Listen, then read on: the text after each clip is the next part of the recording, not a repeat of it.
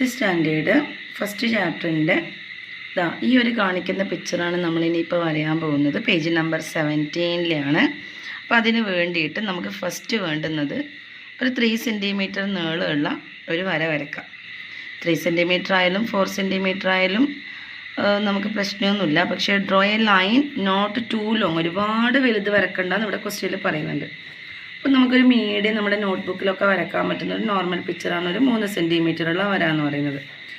Draw circle with end points of the line as centres. നമുക്ക് എന്ത് ചെയ്യുക, ഇതിനനുസരിച്ചിട്ട് ഓരോ പറയുന്ന ഈ ഒരു പിക്ചറിലേക്ക് എത്താൻ വേണ്ടിയിട്ട് എന്തൊക്കെയോ സ്റ്റെപ്സ് ചെയ്യുന്നത് നമുക്ക് നോക്കാം. ഫസ്റ്റ് നമ്മളൊരു പേജ് എടുക്കാം. നമ്മളെന്ത് ചെയ്യാം, 3 സെൻറ്റിമീറ്ററുള്ള ഒരു ലൈന് വരയും.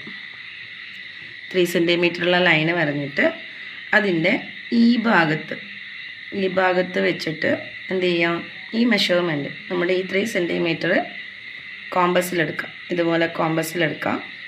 എന്നിട്ട് നമ്മളെന്ത് ചെയ്യാം, സർക്കിള് ഇതുപോലെ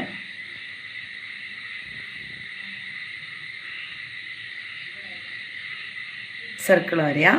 ഇനി ഇതേപോലെ തന്നെ ഇതിൻ്റെ ഈ ഭാഗത്ത് വെച്ചിട്ട് ആ സെയിം മെഷർമെൻറ്റ് തന്നെ ഈ ഭാഗത്ത് വെച്ചിട്ട് എന്ത് ചെയ്യാം, ഇതുപോലെ സർക്കിൾ വരാം.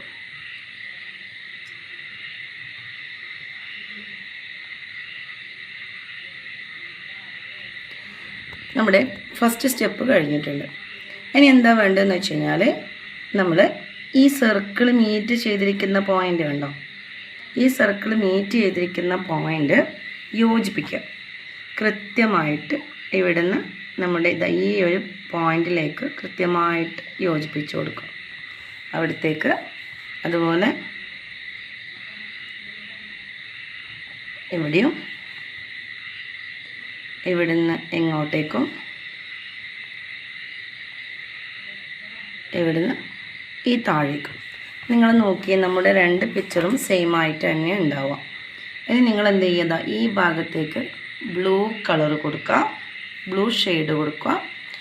ഇതിൻ്റെ ഈ ഉള്ളിലത്തെ ഭാഗത്ത് നമ്മൾ പെൻസിൽ കൊണ്ടാണല്ലോ സ്കൂളിൽ നിന്ന് ചെയ്യുക. വേണമെങ്കിൽ നമുക്ക് ഈ വര മായ്ച്ചിട്ട് അവിടെ യെല്ലോ കളർ ഇട്ട് കൊടുക്കാം.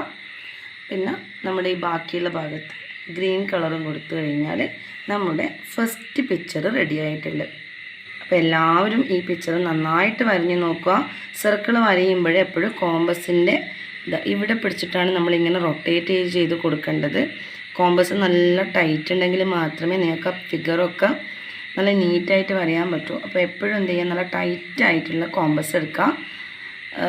അതുപോലെ ലൂസാണെങ്കിൽ എന്ത് ചെയ്യുക, നിങ്ങളുടെ സ്പാനർ ഉപയോഗിച്ചിട്ട് അതിൻ്റെ ഇതൊന്ന് തിരിച്ചു കൊടുക്കുക. ഇതൊന്ന് തിരിച്ചു കൊടുത്തു കഴിഞ്ഞാൽ നല്ല ടൈറ്റായിട്ട് നിൽക്കും. അപ്പോൾ എല്ലാവരും എന്ത് ചെയ്യുക, വരഞ്ഞ് പഠിക്കുക. Okay, by.